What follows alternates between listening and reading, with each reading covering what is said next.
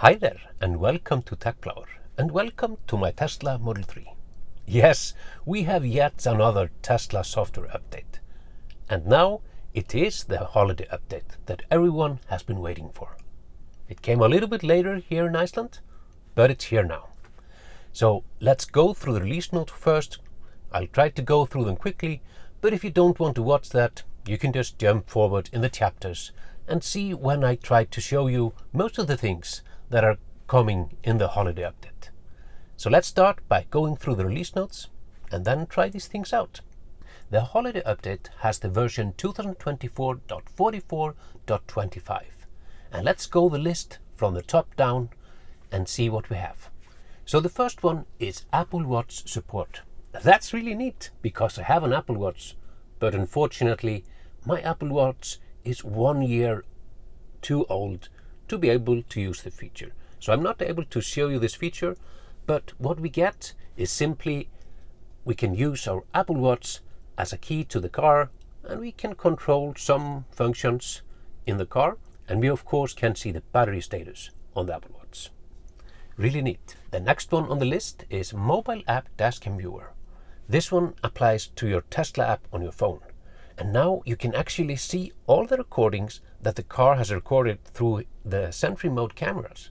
This is really neat. You can watch the recordings, you can delete them even though they're stored on the USB drive that is in the car. So this is a really neat feature, a really good addition to the Tesla app. The next feature is Set Arrival Energy. This means that you can tell the car when you're on a road trip, I want to have 40% when I arrive to my destination.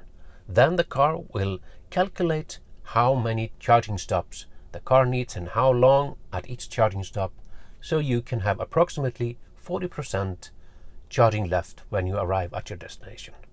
This is actually really neat because you might be going to a cabin and there is no high power charger near, so you would want to have somewhat high of a charge when you come to your cabin. That's neat. So the next one is Search Along Route. So when you have a navigation set on your car, and for example you want to search for a restaurant on your route, that is now possible. You simply search in the navigation, and the navigation will adapt to that and search for example, restaurants on the route you're taking. Next one is Weather at Destination. And this one is quite neat, because when you have a navigation set in your car, you can see the weather conditions on the route you're taking. So for example, if it's heavy rain, then it should appear on the navigation map on your Tesla screen. This is really neat, and I really hope this works well. Next up is Rear Cross Traffic Alert. This is a feature that many people have been waiting for a long time. This is simply similar to the blind spot camera that you have when you have your turn signal on, but now it applies when you're backing out, for example from a parking spot, and it will detect persons or cars that are coming by while you're backing up, and then you will see a similar red line as with the blind spot camera if someone is coming either on the left side or the right side. This is really neat, and I've already seen this working with this update, and it's working really well. Next one, we just have some enhancements to the UI of the TuneIn radio app. Next one is a light show update, and we now get two new light shows, one called Symphony and the other one called Assault. It will be interesting to see how these light shows are. I will definitely try them out. So if you scroll down a little bit, it's a long list. We have Theater and Video Update. This update allows you to use the media player or the browser to play any media you want, even when you're driving. It does not apply to video feed. You can't get the sound of a video. You can, for example, go into the browser, log into a music streaming app that is not on your car, and you can listen to music while you're driving. This is really neat. Next one is seat controls. What? Seat controls? I already have seat controls. No, now we get seat controls in the screen for the passenger seat. So if I want to adjust the passenger seat, previously I had to stretch my hands to the buttons on the side, and it's quite far away. But now I can simply do that from the screen. I'll show you that later. Next one is Maintenance Summary. This feature gives you an overview of the maintenance that has been made on the car. For example, tire rotation, when you've switched the air filter out last time, and more. And then of course, as with all the updates, we have some minor updates, but now the list is quite long. So let's see if we see something interesting here. I see here that we have an additional feature for the navigation part. It's nearby parking. So now you can have destination set into your navigation, and it will also show you nearby parking near that destination. That's really handy. And the sentry mode has also been improved, so when someone tries to open your car or open the trunk, you will get a notification by sentry mode. That's really good as well. We also have an improvement to the dashcam clips, so now when you're playing them, the video will jump directly to the point of the incident. That's really neat. Then we have some improvements to the energy app consumption, and when navigating to superchargers, you might be notified if some of the stalls are not operational. And the last thing that I want to mention in the minor updates is that now you can set it so when you put the car into reverse, the music or the media that you're listening to lowers the volume while you're reversing, so you can concentrate on backing out, and that also combines with the blind spot detection when reversing out, so you're focusing on what you're doing. So these were the release notes of the holiday update. So now it's time to show you some of these features. Let's go. So let's start with some of the navigational features. So I've entered a destination, and in the dot here you can see that now we have set arrival energy. So here I can set what energy level I want to have when I arrive to my destination, all the way up to 95%. So let's say I want to have 50% left. When I arrive at my destination, I simply click save, and the car will recalculate the charging to my destination. And it says here, when I arrive in Akureyri, I will have 50% energy. So that's really neat. But let's say on this route that I want to visit some restaurant on the way. So how do I do that? Well, you do the same. You click the dots here, you add a stop, and now you see that the search hint is search along route. So let's say I want a burger on the way. So let's search for burger, and we have some hamburger locations, Burger Inn. So this is searching on the route that I'm going.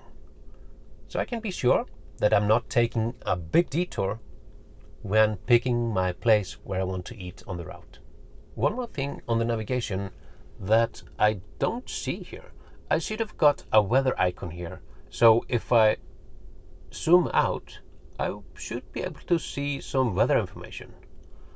But it doesn't seem that I'm getting that.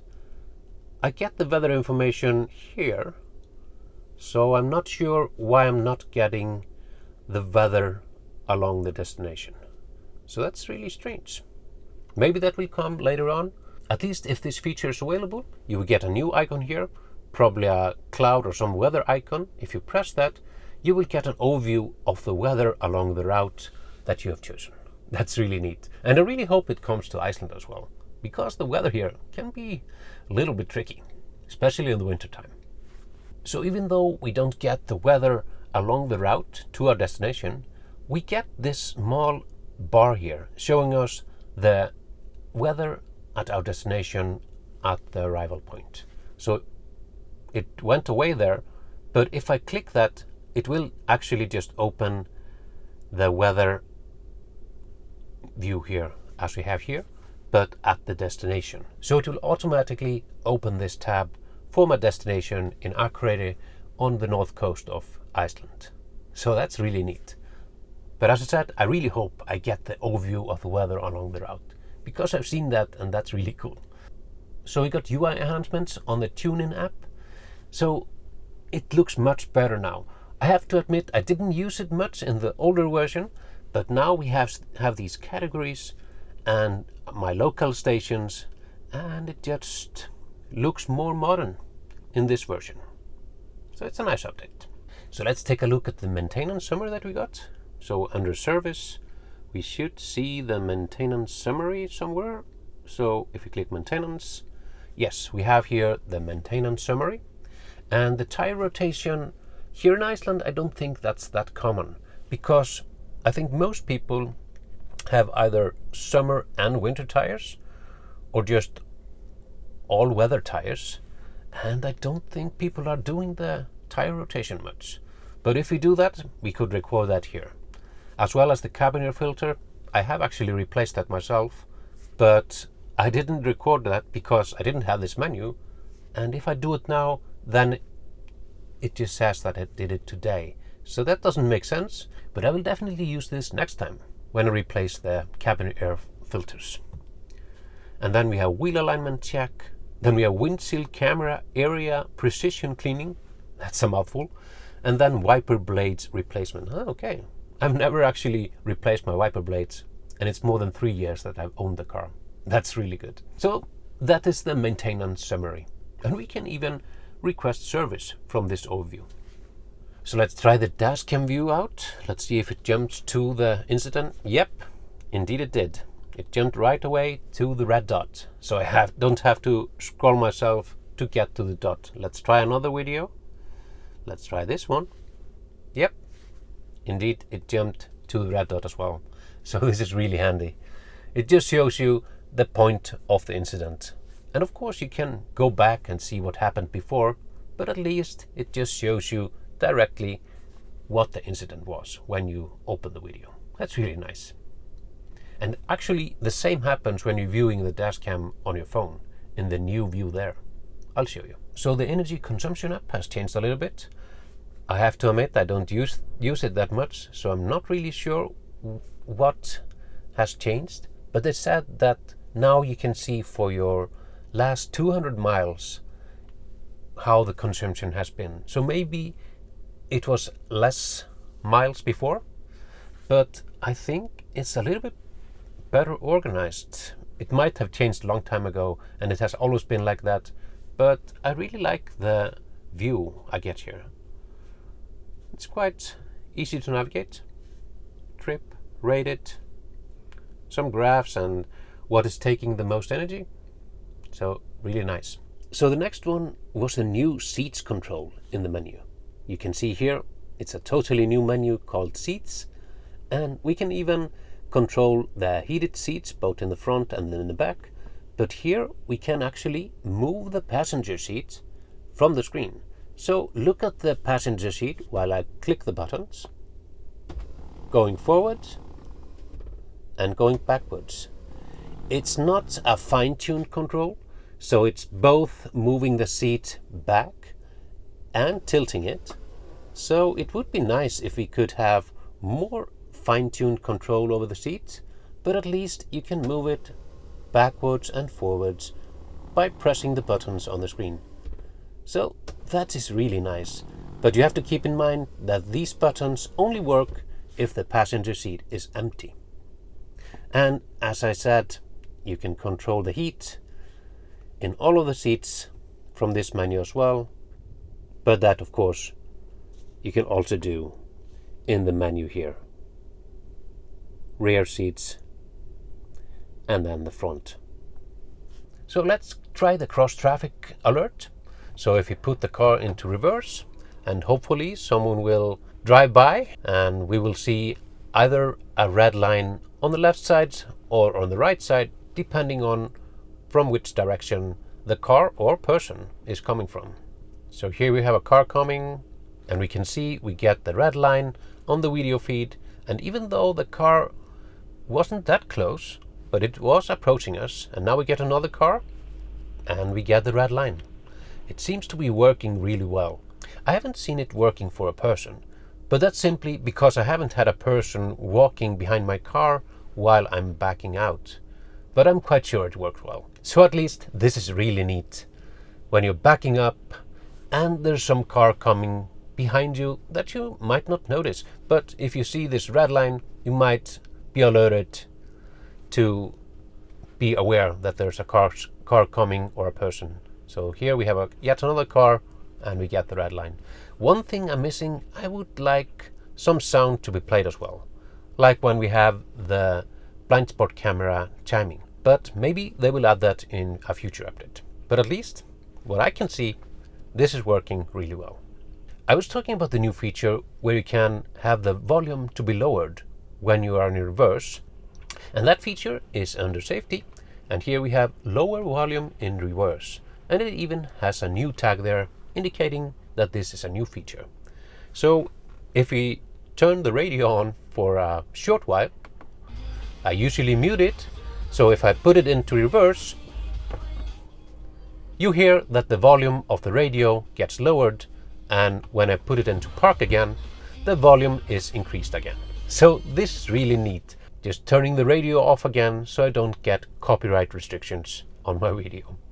But this is really nice. Then you're focusing on what you're doing and not listening to what's happening in your media or on the radio. So this seems to work really well. So for the update on the media player and theater, you should be able to play a video and having it still play the audio while you're driving. So let's try it out with the YouTube app. So I just have one of my videos and let's play that. And we can clearly hear that the audio is playing and you can see that the video is playing. So let's see what happens if I put my car into drive. So let's see what happens and put it to drive. And for some reason it says only available when parked. So I'm not sure how this feature was supposed to work. I think I've seen it presented by other people that they can still hear the audio of the media they're playing.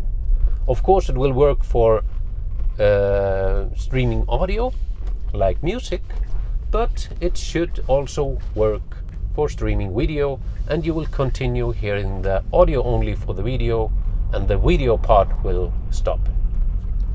So maybe it's not allowed here in Iceland, I don't know, but at least for me it didn't work. So the next one were the two new light shows. I think I can show you that. It's not entirely dark, but it's not entirely bright either.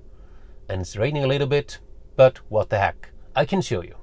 So you have here the light show menu in the toy box. So let's schedule a light show. And we had these two new ones, Cyber Symphony, which is 1 minute and 29 seconds, and then Ready for Assault, 1 minute and 32 seconds.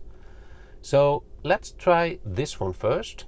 The time is now 12:39, and let's set it for 12:42, and let's hit confirm. And it has a countdown for the light show, and I should exit the vehicle before the light show starts, so let's do that.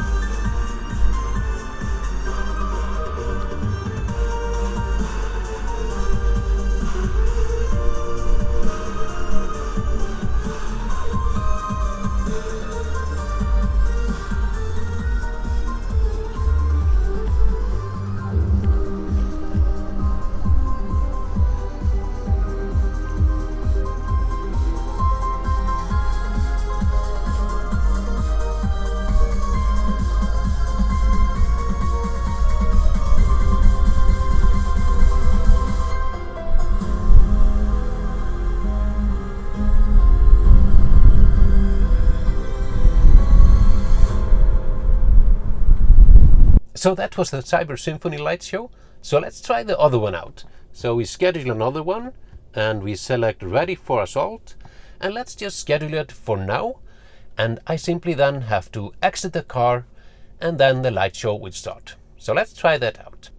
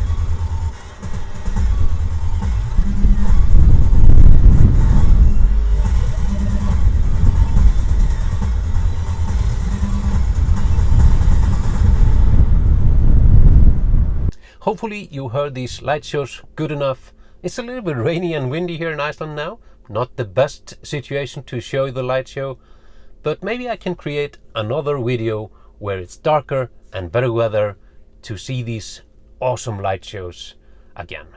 So the last one is the Dashcam viewer in your Tesla app. So I will simply create a screen recording and show you on the screen how it works. So you go into your Tesla app and scroll down to Security and Drivers. And then the top menu is Dashcam viewer. So if you click that one, it's connecting to the vehicle. It should work because I'm sitting in the vehicle. And here you see all the recordings that have been made for the Sentry mode. And if I click one, it's also jumping to the event like we saw on the Tesla screen, and I can see what happened when I parked my car and wasn't in it. And it even shows what camera it was that recorded the incident.